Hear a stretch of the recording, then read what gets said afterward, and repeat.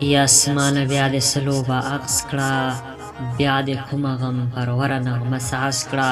ټول وطن مې د عمرونو غم کده شو، زړه دې یخ کا ورته خانده ورته ناز کړه. د اسمان په لاس کې بیا د وینو جام دی، بیا یې کړې قربانۍ ته زما لام دی. ټول وطن راته د سرو وینو دریاب شو، ورځ مې شپه د هر سهار راته ماښام دی. د وحشت په اور کې سوځي ریکېږي، د وطن هستي مې ټوله نابودېږي. دښمنانو هسې اور راته کرلی چې اورېږم چې اورېږم سلې نور را زرغونېږي. د وحشي ستم دوران دی په وطن کې، هر قاتل اوس قهرمان دی په وطن کې. د وطن لمنه سره ده په سرو وینو، جوړ د سرو وینو باران دی په وطن کې. سرې لمبې دي سرې لمبې دي د بابا وطن مې سوځي، زړه مې سوځي ځان مې سوځي تن مې سوځي. په ګلونو مې سکروټې راورېږي، پاک مې سوځي ښایسته چمن مې سوځي. هر یو دوست مې چې لاس ورکه دښمن شو، احواره مې چې باله وسه هریمن شو. هر یو راغی زه یې چور کړم زه یې بور کړم، هر یو لاړه قرباني زما وطن شو. وطن وران شو، ملت چور شو، ولس خوار شو.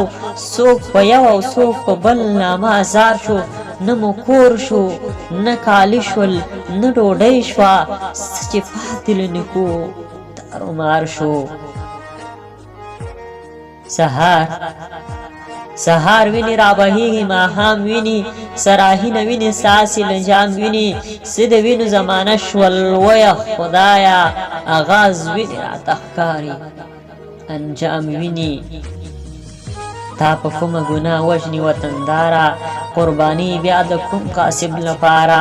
ستا له ورانو کنډوالو نه نور څه غواړي، چې لاس نه اخلي دښمن له دې ازاره.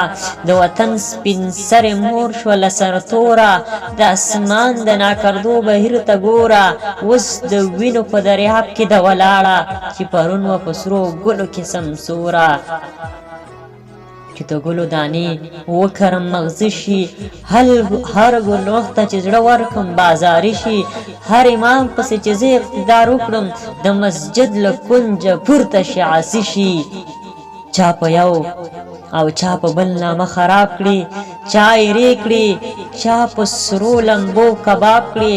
نه پوهېږم څه ګناه لري وطنه، نه پوهېږم څه ګناه لري وطنه، چې دا هسې د سرو وینو دریاب کې د ملت په اوږو سپور شي محترم شي. هم کعبه شي هم ساقي شي هم صنم شي، هم یې وژني هم په قبر ورته ژاړي. هم قاتل شي هم قاضي د ستم شي. لویه خدایه لویه خدایه ته دا توره شپه رڼا کړې، ټول افغان بیرته په خپل وطن بسیا کړې. شیطاني تروږمې وولې په ستورو، ورنه خلاصه د افغان د زړه دنیا کې، ورنه خلاصه د افغان د زړه دنیا کړې.